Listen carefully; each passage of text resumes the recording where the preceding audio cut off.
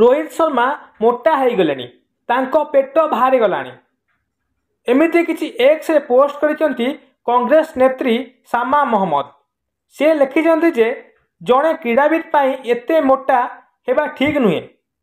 तांको ओजन कमेवाई कहले सामा महमद। रोहित शर्मा भारतीय कैप्टेन हिसाब से सबुठु प्रभावहीन खिलाड़ी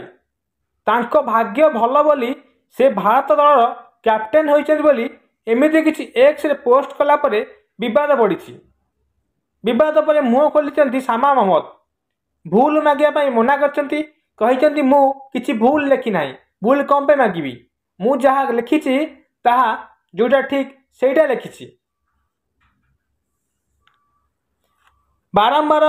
रोहित शर्मा बैटिंग रे फ्लॉप हवा एवं रन न करि परिबा फैंस को मध्य यह बहुत आघात देउतला बेले कांग्रेस नेत्री सामा महमद को यही विवादीय मंतव्य रोहित शर्मा फैंस को बहुत आघात सृष्टि करिछि।